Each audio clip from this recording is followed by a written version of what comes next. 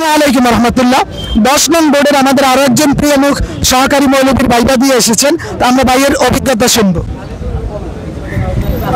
মোহাম্মদ নজরুল ইসলাম, আমার বাড়ি শরীয়তপুর।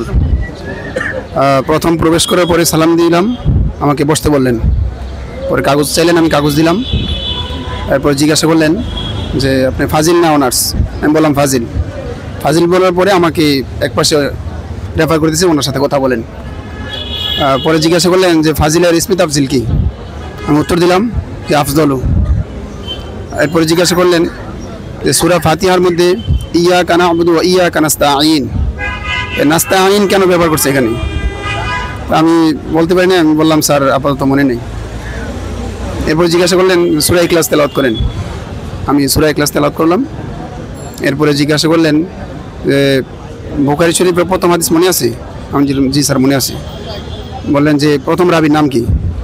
আমি বললাম যে শুধু বললাম এটুকু যে মনে আছে এটুকুই বলছি, আর কিছু জিজ্ঞাসা করে নেই। ও ঠিক আছে, আসতে পারেন।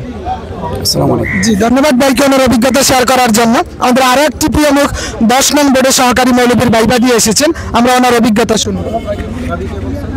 আসসালামু আলাইকুম, আমি মোহাম্মদ হাসান, চাঁদপুর থেকে। আমি প্রথমেই ভিতরে ঢুকলাম। 10 নং বোর্ডে যখন ঢুকলাম তখন স্যার কাগজগুলো নিয়ে গেলেন এক স্যার, আর অন্য স্যার চেয়ারম্যান স্যার বললো যে আপনি হুজুরের সাথে কথা বলেন। তারপর হুজুর আমাকে প্রথমেই প্রশ্ন ছুঁড়ে মারছে যে হরফজর কয়টি?